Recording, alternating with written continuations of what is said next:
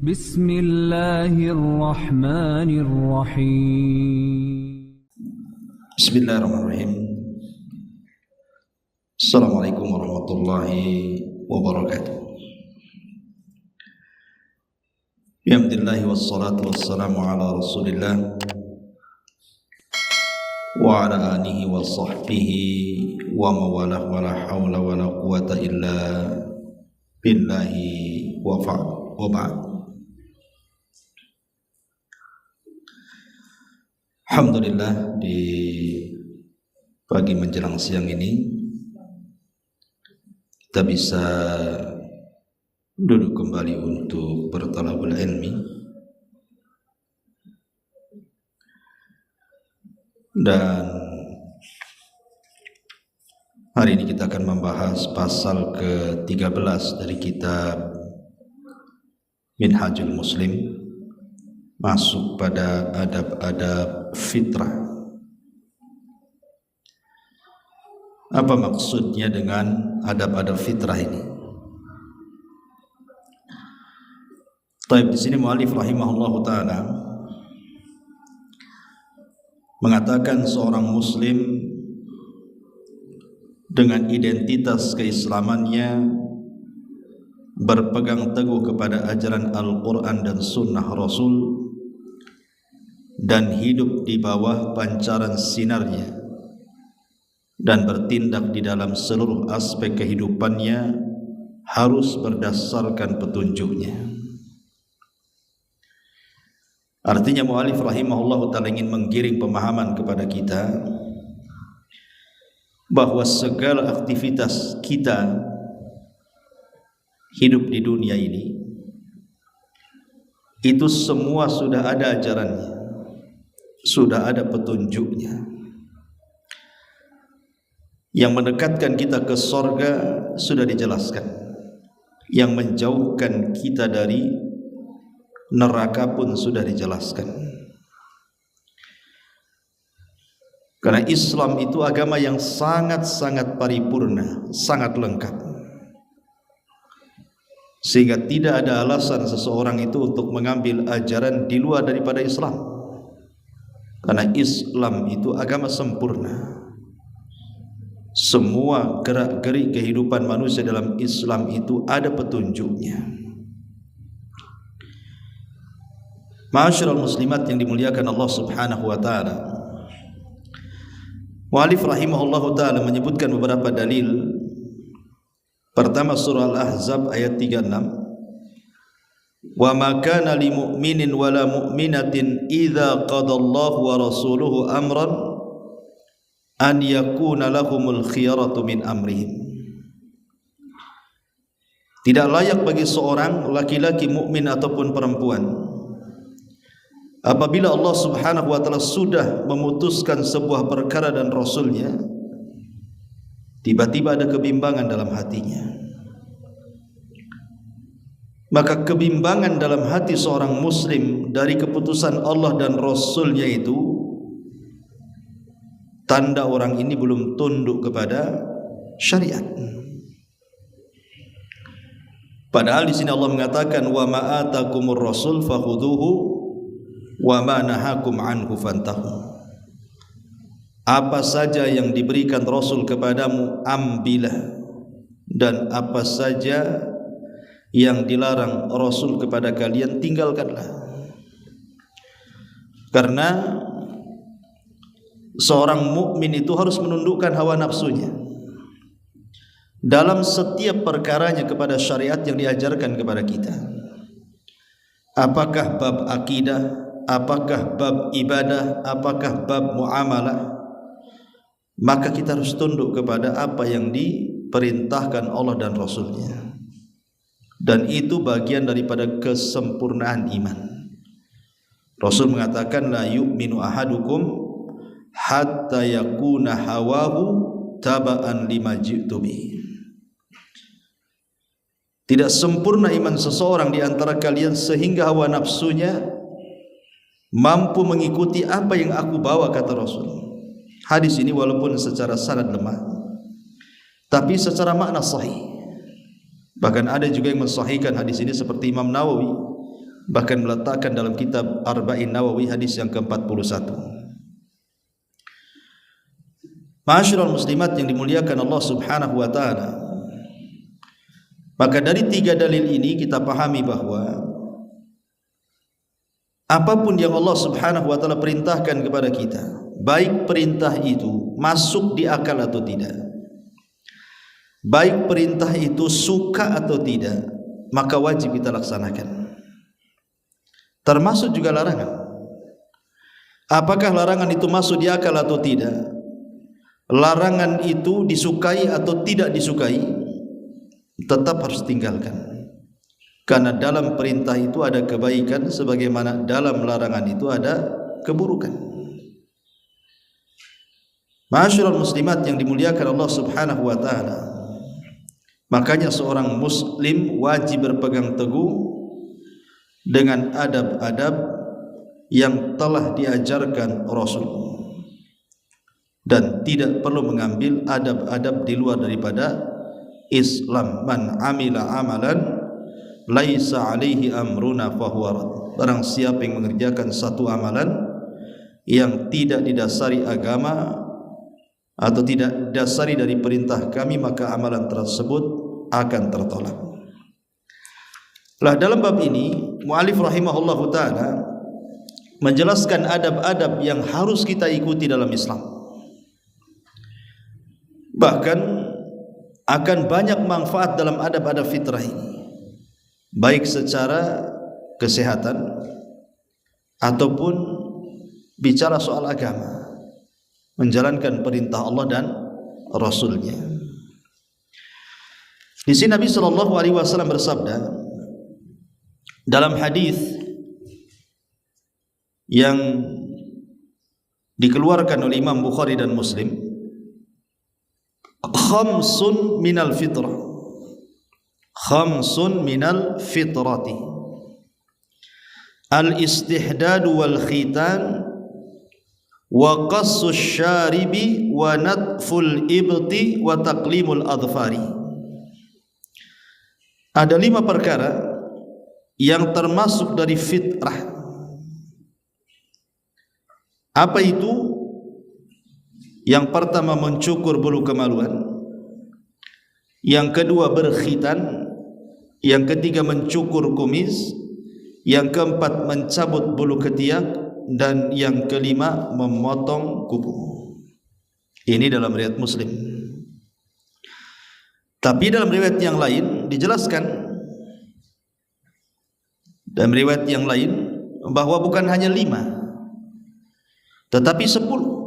Sebagaimana riwayat Aisyah radhiyallahu anha, beliau mengatakan ashrun minal fitrati, qassus syaribi wa i'fa'ul lihyati was siwaki wal istinshaq al-ma wa qassul adfar wa ghaslul barajim wa natful ibti wa halqul anati wa intiqasul ma'i.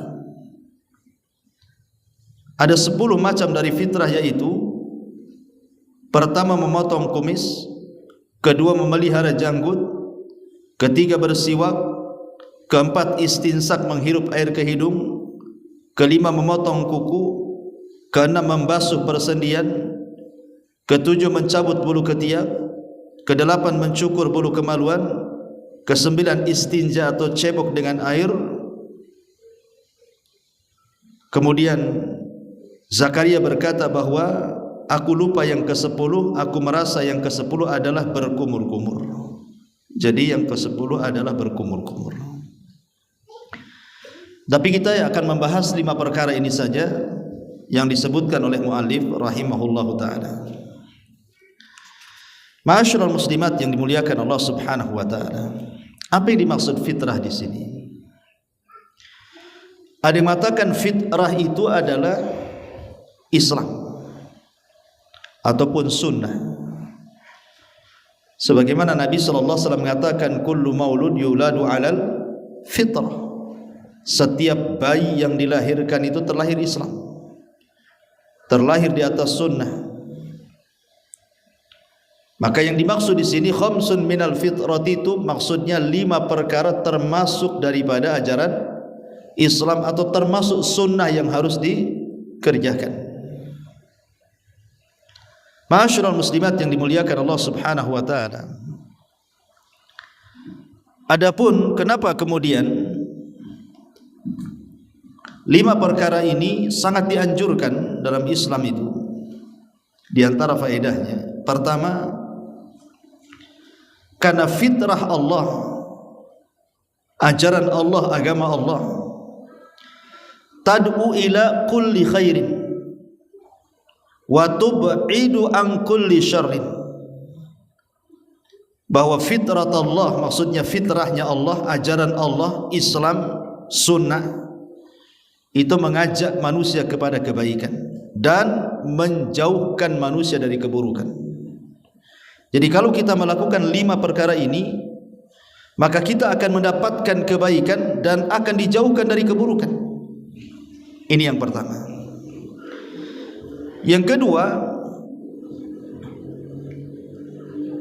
bahwa 5 perkara ini yang termasuk fitrah ini adalah perkara yang sangat dicintai Allah dan dianjurkan untuk dilaksanakannya. Kenapa demikian? Karena di sini ada unsur-unsur an-nadhafat wal jamal wal kamal.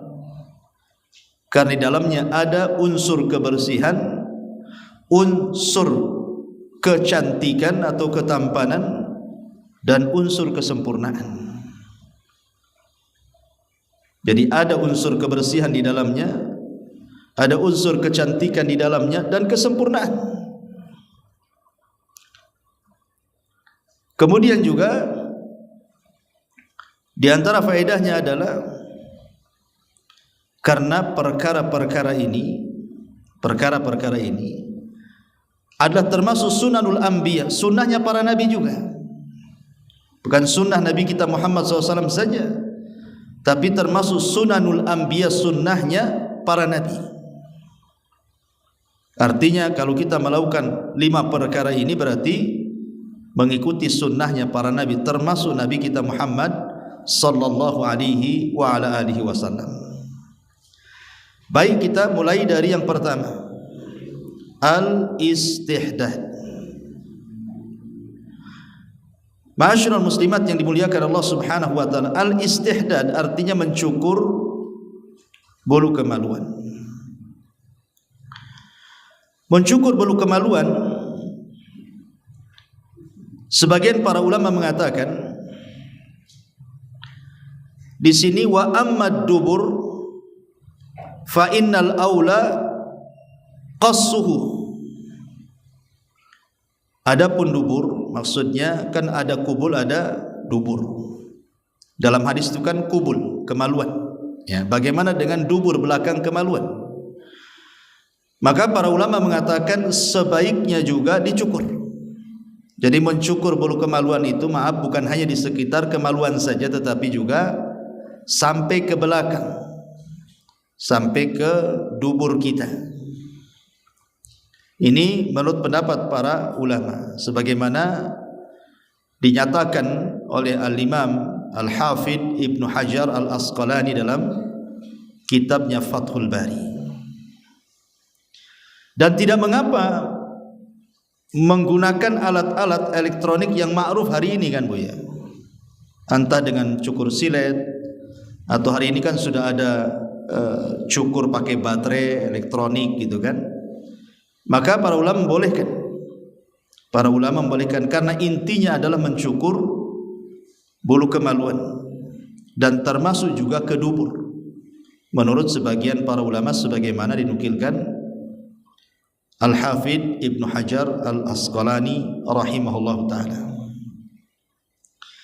Dan kata beliau di sini, mencukur bulu kemaluan dengan sesuatu yang tajam seperti pisau cukur dan yang sejenisnya, dan tidak mengapa menggunakan obat penghilang rambut untuk menghilangkannya. Sekarang kan ada tuh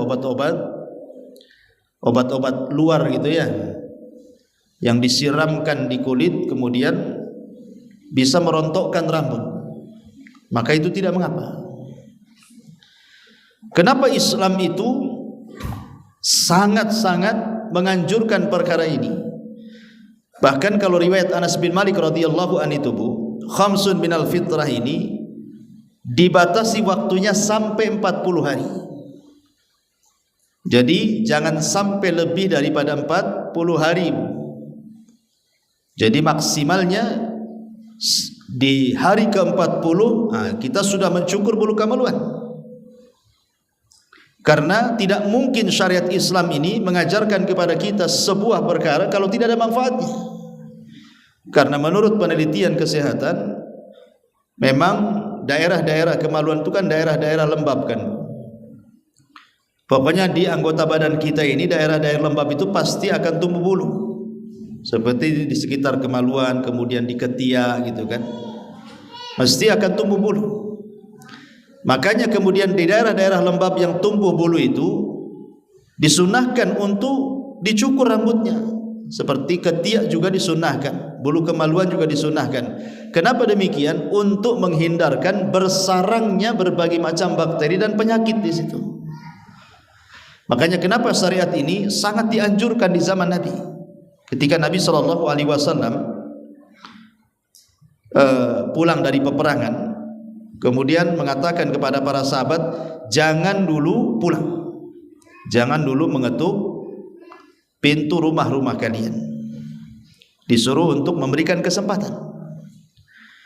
Kemudian para sahabat Nabi SAW bertanya kepada Rasulullah, kenapa kami tidak boleh langsung pulang? Maka Nabi SAW biarkan dulu istrimu mempercantik diri dengan cara mencukur bulu kemaluannya dan berdandan untuk kalian. Jadi sampai di zaman Rasul itu sampai dianjurkan kepada pasukan tidak boleh pulang dulu walaupun sudah sampai di tempat gitu ya. Sampai betul-betul istri itu persiapan berdandan untuk suaminya yang baru pulang dari perang. Itu anjuran Nabi SAW seperti itu. Bahkan ada larangan mengetuk pintu tengah malam ya, karena di zaman itu kan belum ada handphone, wajar enggak boleh mengagetkan istri. Tiba-tiba datang tengah malam mengetuk sementara istri belum persiapan. Ya, jadi ini menunjukkan bahwa istihdad mencukur bulu kemaluan itu sangat dianjurkan. Karena juga ada faktor kesehatan. Ya, supaya tidak bersarang di dalamnya bakteri-bakteri ataupun penyakit-penyakit yang justru nantinya akan mengakibatkan penyakit yang boleh jadi mungkin parah gitu ya. Ini yang pertama, istihdad. Yang kedua, khitan. Yang kedua, khitan. Khitan ini para ulama berbeda pendapat. Imam Syafi'i rahimahullahu ta'ala berpendapat bahwa sunnah tentang khitan ini adalah wajib bagi laki-laki dan perempuan. Dalam mazhab Syafi'i, tentang anjuran khitan ini atau sunnah khitan ini, itu hukumnya wajib, baik bagi laki-laki ataupun perempuan. Tetapi pendapat Imam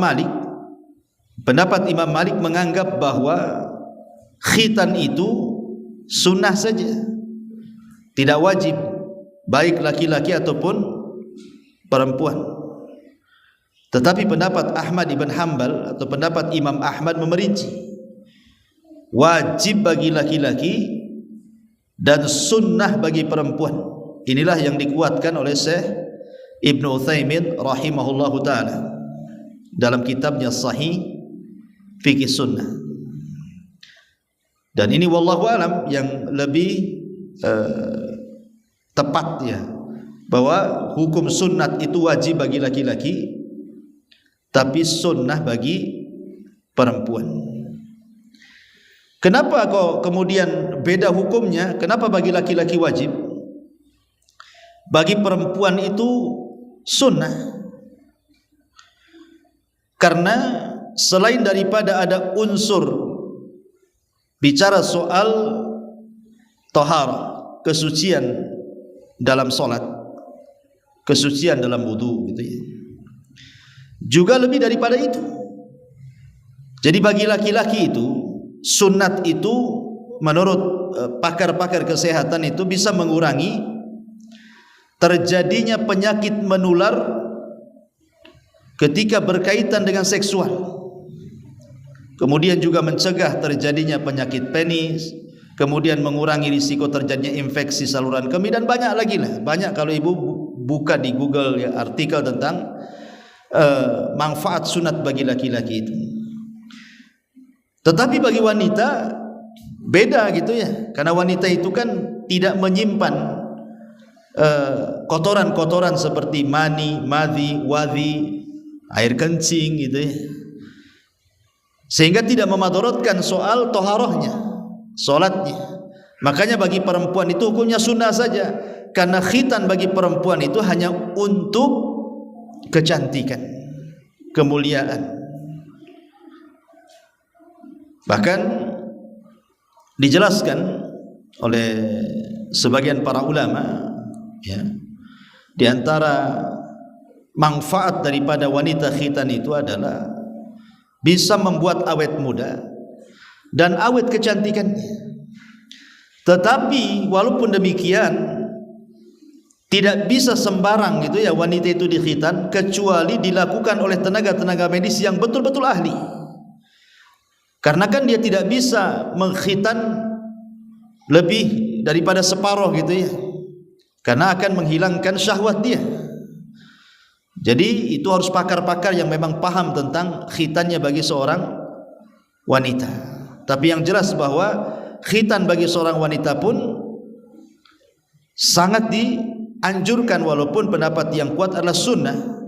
Tapi ada juga yang mengatakan wajib seperti mazhab Syafi'i kan tadi kan. Jadi memang karena hikmahnya yang paling besar adalah menstabilkan syahwat ya, supaya jangan sampai kemudian seorang wanita itu terpikirkan dalam syahwatnya sehingga dilupakan dengan ibadahnya. Makanya kemudian hukumnya bagi wanita sunnah saja, dan bagi laki-laki wajib. Dan khitan sendiri adalah termasuk sunanul anbiya, sunnahnya para nabi. Karena yang pertama dikhitan siapa? Nabi Ibrahim. Yang pertama dikhitan itu Nabi Ibrahim. Sebagaimana yang pertama kali bersiwak itu Nabi Ibrahim. Lah yang pertama berkhitan juga Nabi Ibrahim. Ketika Allah Subhanahu wa taala ketika Nabi sallallahu alaihi wasallam menjelaskan dalam hadis yang dikeluarkan Imam Bukhari, Allah memerintahkan Nabi Ibrahim untuk berkhitan. Apa kata Rasulullah SAW? Ikhtatana Ibrahim wa huwa ibnu thamanin wa ikhtatana bil khudum. Kata Nabi sallallahu alaihi wasallam, Ibrahim itu dikhitan di usia 80 tahun. Dan dia dikhitan menggunakan kampak. Ya di zaman itu kan belum ada laser ya. Pakai kampak lah kan itu. Pakai apa lagi? Yang jelas intinya adalah dikhitan, dan usia Ibrahim 80 tahun, artinya sudah tua kan Bu, sudah dewasa. Dari sini kata para ulama, sebaiknya khitan bagi laki-laki itu adalah di 7 hari setelah kelahirannya. Itu sebaiknya khitan bagi laki-laki itu di hari ke-7 Bu. Disitulah ada akikah, disitulah ada pemberian nama, disitulah ada cukur rambut, kemudian ditimbang dengan emas, kemudian disedekahkan. Termasuk juga di situ ada khitan. Tetapi ulama membolehkan khitan itu juga kepada laki-laki yang usianya sudah lebih daripada 7 hari selama dia belum balik. Ingat, selama dia belum balik. Dan itu yang banyak di masyarakat kan Bu. Biasanya anak-anak dikhitan itu sudah SD kelas 1, udah usia 11, 12 tahun kan itu. Padahal yang sangat dianjurkan itu hari ke-7-nya. Kenapa demikian? Ada yang mengatakan dari segi kesehatan, karena kalau sudah dikhitan di usia 7 hari itu, maka akan mempengaruhi kepada pertumbuhan anak-anak, kesehatan anak-anak, termasuk mengurangi rasa sakit. Karena kalau anak bayi itu kan sebentar aja dia nangisnya kan, namanya bayi. Tapi kalau sudah 11-12 tahun Bu, apalagi zaman saya dulu masih kecil Bu, sembunyi Bu, di balik pintu, di kolong ranjang, dicari itu. Itu kalau ditangkap belum dikhitan tuh nangisnya udah jerit-jerit sekilo, Bu. Makanya orang dulu dirayu-rayu. Kadang-kadang tetangga-tetangga itu ngasih duit gitu ya, supaya senang ya. Tapi yang jelas bahwa khitan bagi anak-anak itu sudah boleh dimulai dari hari ketujuhnya, dan jangan sampai kemudian melewati setelah baliknya. Intinya bahwa khitan ini manfaatnya luar biasa. Makanya dahulu Herakli itu raja Romawi. Herakli raja Romawi. Jadi satu hari Herakli ini bermimpi. Dalam mimpinya bahwa kekuasaannya akan ditumbangkan oleh orang-orang yang berkhitan, oleh orang-orang yang dikhitan. Lah di Syam ketika itu mereka tidak ada yang tahu bahwa sepengetahuan mereka orang-orang Romawi itu yang dikhitan itu orang Yahudi. Makanya kemudian para pembesar Romawi itu ngomong sama Raja Herakli, setahu kami katanya yang dikhitan itu orang-orang Yahudi. Kalau engkau mau wahai raja kami bantai saja orang-orang Yahudi itu. Kalau dalam mimpimu mereka yang akan menggulingkan kekuasaanmu. Kepada Allah kemudian datanglah kafilah Abi Sufyan dari negeri Mekah menuju Syam. Akhirnya diketahui bahwa orang-orang Arab juga sudah terbiasa khitan. Akhirnya kemudian Raja Herakli menganggap bahwa boleh jadi inilah yang akan menggulingkan kekuasaannya. Maksudnya disyaratkan kepada orang-orang Mekah yang ketika itu mereka sedang berniaga ke Syam. Kemudian diketahui mereka adalah orang-orang yang dikhitan. Kemudian dihadapkan kepada Raja Herakli. Lah kebetulan bersamaan dengan itu datang surat Nabi SAW agar Herakli masuk ke dalam Islam. Dan hampir-hampir Herakli masuk ke dalam Islam, kalau bukan karena takut lepas jabatannya. Tapi dia sangat memuliakan suratnya Nabi. Tapi lihat di sini bagaimana mimpinya Herakli ini, Raja Romawi ini, bahwa kekuasaannya akan tumbang oleh umat yang mereka dikhitan. Maksudnya umat Islam. Karena ciri di antara umat Islam itu mereka laki-lakinya dikhitan. Taib. Kemudian yang nomor 3, mencukur kumis. Mencukur kumis. Seorang muslim selalu memotong kumisnya yang memanjangkan sampai ke bibirnya. Makanya saya ini heran, Bu. Ada bapak-bapak itu dia memanjangkan kumis itu sampai jadi gorden mulut, Bu. Ya. Jadi kalau mau makan itu harus dibuka dulu gordennya tuh. Bahkan yang herannya ada orang yang merawat kumis itu sampai dibuat baplang itu, kemudian di ujungnya itu dilipat-lipatkan, Bu. Kadang-kadang sebagian mereka itu dikepang tuh. Dan mereka menganggap ini sebuah keberanian, simbol kekuatan, simbol laki-laki ini bahasanya. Kata siapa itu simbol kelaki-lakian? Simbol keberanian, simbol ketampanan dan kelaki-lakian ini adalah ketika mengikuti syariat Muhammad SAW. Bukan itu, ya. Jadi Nabi SAW sangat-sangat keras dalam memusuhi orang-orang musyrik. Kata Nabi SAW, khaliful musyrikina ahfus syawariba wa'ful liha. Selisih orang-orang musyrik, cukur kumis-kumis kalian dan biarkanlah jenggot-jenggot kalian. Lihat bagaimana Nabi SAW keras, karena yang suka membangga-banggakan dengan kumis itu orang-orang barat, orang-orang Eropa, orang-orang kafir. Makanya kalau kita lihat di film-film mereka, ya kan, itu luar biasa tuh. Sengaja kumis mereka itu dibaplang-baplangkan gitu ya, sampai nutupi mulutnya. Dan itu dalam Islam tidak diajarkan seperti itu. Cukur kumis, ya. Kenapa demikian? Dari segi kesehatan juga sama. Karena kumis ini, Bu, itu terletak di antar lubang hidung dan bibir mulut. Seandainya ada debu, ada bakteri, ada penyakit nempel di kumis, kemudian terhirup, ya, maka akan membawa penyakit ke dalam otak dia. Karena letaknya dia di dekat lubang hidung masalahnya. Kalau janggut kan jauh tuh. Makanya kalau dicukur bersih, maka tidak ada bakteri yang kemudian dihirup oleh hidung sehingga akan bersih, sehat. Nah, itulah kemudian manfaat dari kesehatannya. Dan banyak lagi manfaat yang lain yang ibu bisa cari sendiri di Google, ya. Kemudian yang nomor 4 adalah mencukur bulu ketiak.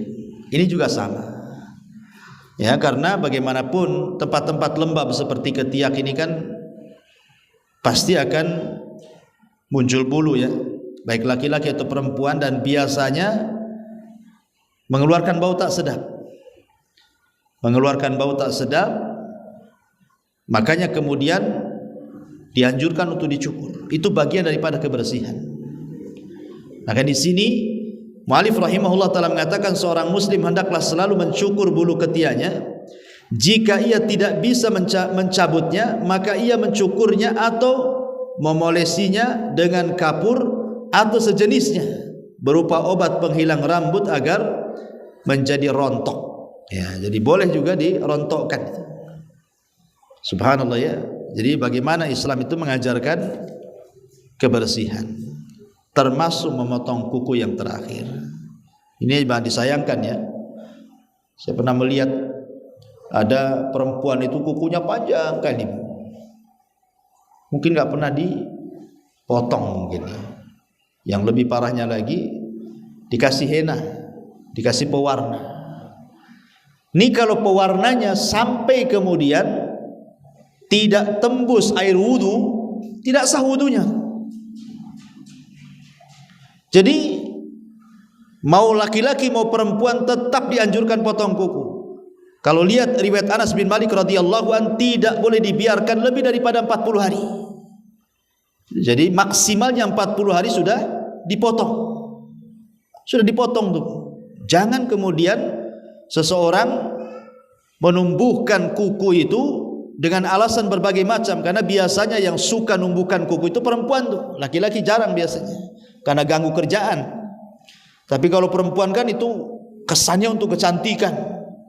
Yang lebih parah lagi ada sampai berapa puluh tahun, ya, 40 atau 50 tahun itu yang dapat penghargaan muri itu, ya, sampai muter-muter kukunya, Bu, sampai nyangsar ke tembok tuh, lebih panjang kukunya daripada rambutnya. Untuk apa coba? Setahu kita ini biasanya yang panjang-panjang kukunya itu biasanya di film-film horor biasanya, Bu. Ya, biasanya hantu-hantu kan. Nah, itu biasanya identik dengan kuku tuh. Nah, berarti kalau ibu itu memanjangkan kukunya, ya kayak horor jadinya, ya. Jadi Islam itu bersih, indah. Potong kukunya, apalagi jangan sampai dikasih henna yang tidak tembus wudu, akhirnya wudunya tidak sah. Makanya di sini mu'allif rahimahullah mengatakan seorang muslim hendaklah rajin memotong kukunya. Dan ketika memotong kuku dianjurkan dimulai dari tangan kanan, kemudian tangan kiri. Setelah itu ia memotong kuku kakinya, yang kanan dulu kemudian yang kiri. Dan Nabi SAW sangat senang memulai dari yang sebelah kanan berdasarkan hadis Aisyah Ummul Mukminin radhiyallahu anha. Inilah yang disebut dengan sunan minal fitrah. Sunnah-sunnah dari fitrah. Wallahu alam. Ini yang bisa dijelaskan. Tapi ada pertanyaan di sini.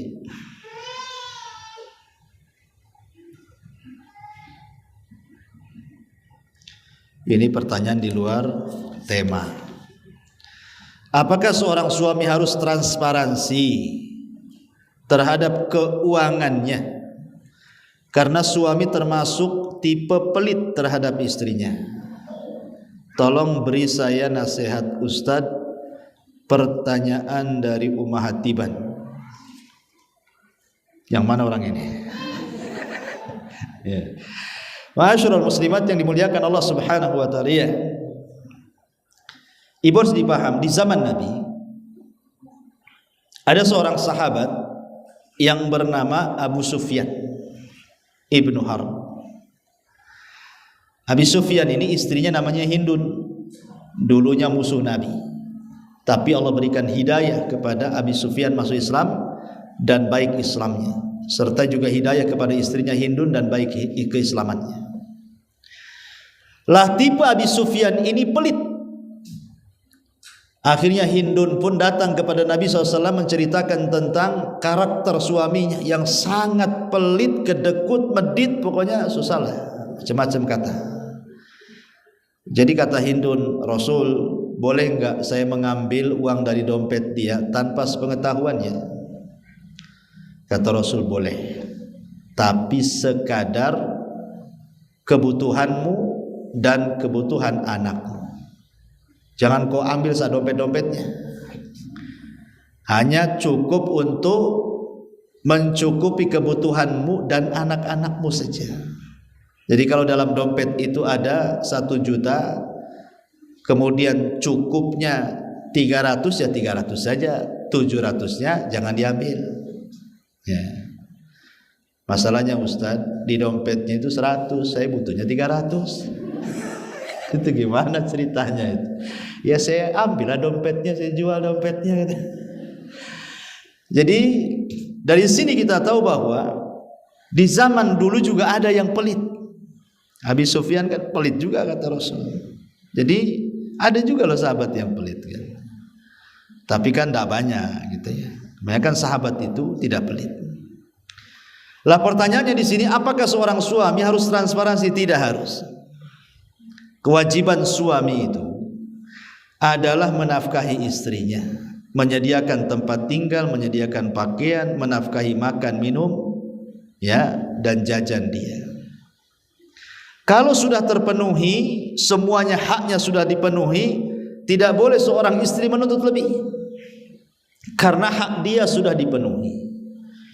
Lah kalau haknya tidak dipenuhi, seperti kasusnya Hindun tadi, maka boleh bu, maka boleh ibu itu mengambil uang suami. Masalahnya susah Ustaz, kenapa? Kalau ketahuan, seperang dunia kedua saya katanya. Kamu nyuri uang saya ya, ngomong aja saya kasih. Boleh jadi itu, kalau omongan itu enak tuh, ngomong saya kasih. Sekarang ibu ngomong lah biar dikasih. Intinya bahwa bu, kesimpulan dari kisah Abi Sufyan ini boleh. Tapi apakah setiap keuangan suami harus transparansi? Tidak harus.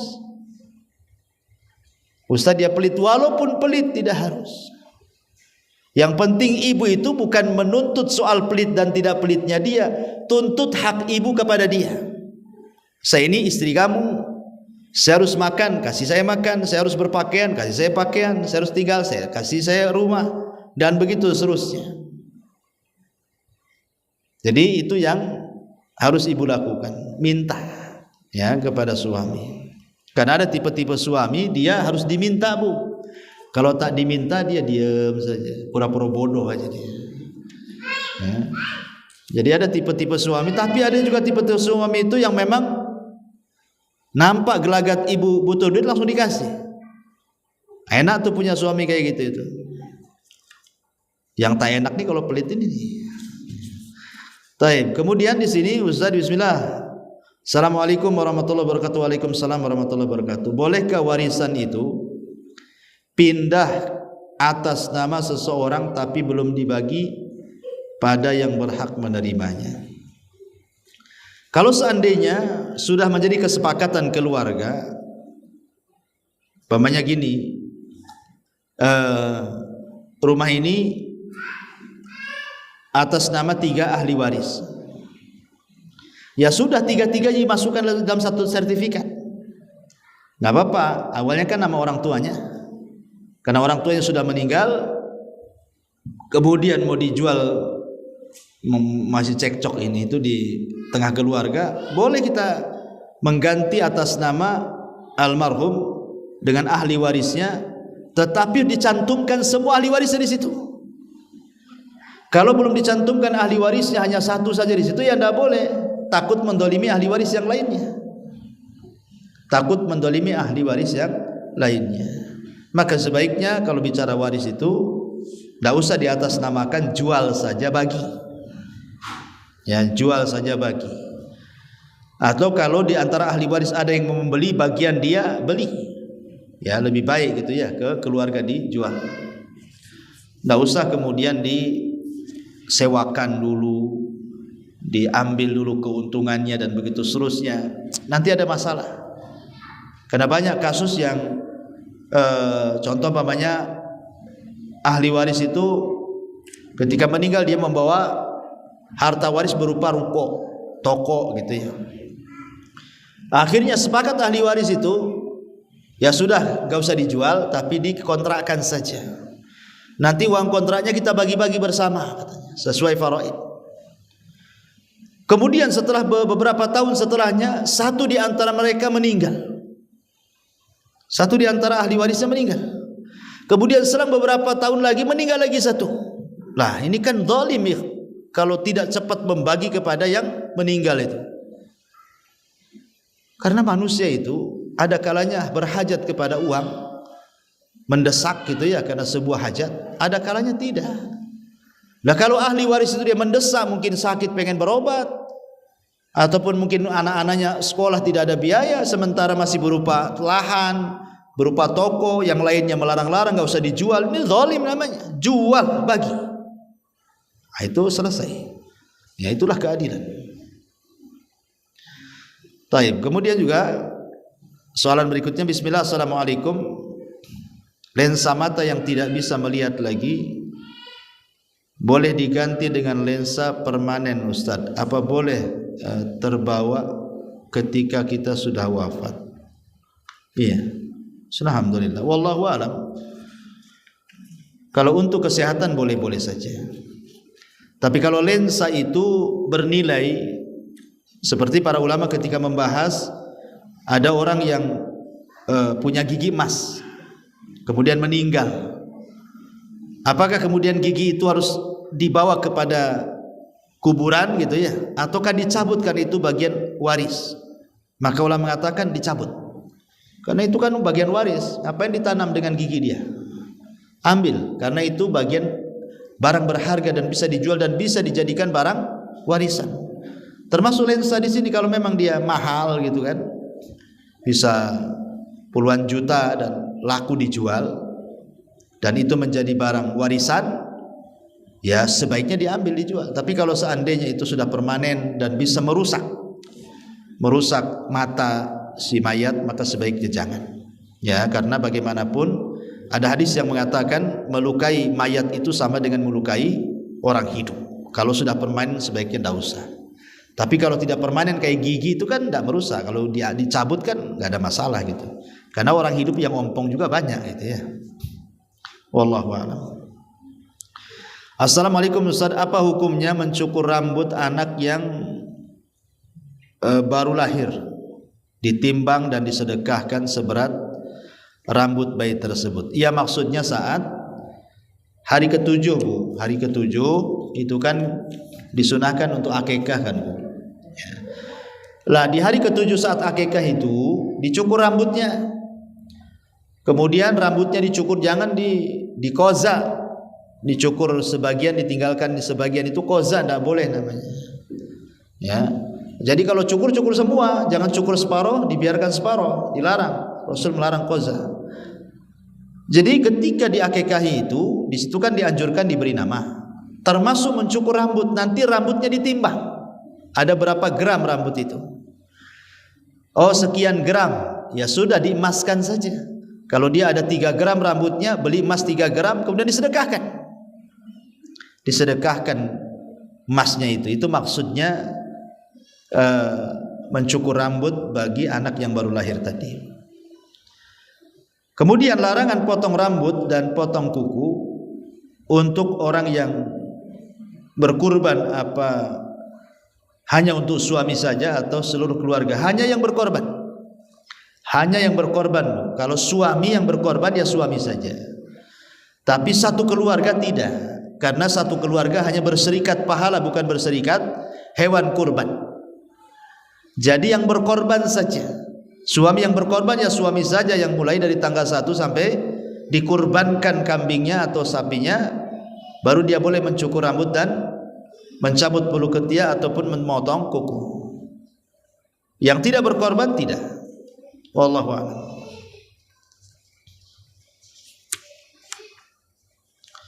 Ustaz, bagaimana kalau istri kaya tapi suami tak membagi uang belanja padahal beliau punya duit hanya listrik dan air yang diberi tiap bulan? Syukran. Istri kaya itu tidak ada hubungan dengan nafkah suami, karena kekayaan istri itu solid milik istri, tidak ada berbagi dengan suami. Jadi kekayaan istri ya istri, tapi kalau kekayaan suami ada bagian daripada istri. Kecuali kalau istrinya ingin sedekah, istrinya dapat dua pahala, pahala berbuat baik kepada suami dan pahala sedekah kepada suami. Tapi kalau istrinya tidak mau, ini kan uang-uang saya. Mungkin istrinya dulu janda, suami yang dulu bawa kekayaan gitu kan, akhirnya dia banyak duit, kemudian nikah lagi, kebetulan suami yang keduanya itu kere pula gitu ya. Ya, istri yang kaya harus juga melihat kemampuan suami. Tahu suaminya dari pagi kerja bangunan umpamanya kan cuma dapat helper 100 satu hari. Kemudian ibu nuntut bayar ini, bayar itu, bayar ini, bayar itu, ya ibu yang tak tahu diri. Kenapa cari dia yang nganggur? Harusnya cari yang kaya juga lah kalau ingin lebih kan itu. Itu satu, juga harus melihat kadar kemampuan suami. Tapi kalau ibu tahu nih suami enak kerjanya, banyak juga duitnya, kemudian dia tidak mau tanggung jawab hanya listrik dan air, kewajiban suami itu bukan listrik dan air saja. Kewajiban suami itu yang ngasih makan. Listrik air itu bagian kecil, ya, ngasih rumah, ngasih makan, ngasih pakaian, dan salah satunya listrik dan air kan itu ya. Jadi itu kewajiban suami, bukan kewajiban istri itu. Wallahu a'lam. Ya. Taib. Kemudian Ustaz, kalau pakai krim wajah tapi pas wudu wajah masih licin, apakah sah wudunya? Pertanyaannya, apakah krim itu tembus air atau tidak? Kalau tembus air sah, selama krim itu adalah krim yang halal dan suci, tidak ada benda-benda campuran dari benda-benda najis, ya. Jadi sah-sah saja kalau memang krim itu menembus air. Tapi kalau krim itu tidak menembus air ke pori-pori wajah yang harus dibasuh dari anggota wudu, maka tidak sah. Nah, tapi setahu saya krim biasanya tembus air lah. Ya, setahu saya ya, wallahu a'lam. Ya, saya kira itu yang bisa sampaikan. Ya, silakan kalau ada yang bertanya. Di YouTube ada yang bertanya ya? Nah, coba. Oke. Assalamualaikum Ustaz, saya ingin bertanya, sepanjang apa Rasul membatasi panjang rambut bagi laki-laki Ustaz? Iya, sebahu. Nabi SAW itu rambutnya dijelaskan dalam Syama'il Muhammadiyah itu sampai sebahu, tapi tidak boleh lebih daripada bahu karena itu menyerupai perempuan. Tapi Rasul tidak panjang terus rambutnya. Nah, kalau Rasul haji umroh kan ada mencukur rambut. Ketika umroh umroh yang pertama, umroh Hudaybiyah, Rasul mencukur rambut sampai botak. Jadi Rasul tidak panjang terus, terkadang pendek juga. Cuman kalau panjang beliau sampai bahu. Ya, beliau sampai bahu, dan kalau lebih itu menyerupai perempuan, tidak boleh. Jangan tasyabuh dengan perempuan. Anda laki-laki kok mau jadi perempuan pula, jadi LGBT lah nanti. Ya, jadi batasannya sampai bahu saja. Wallahu a'lam. Iya.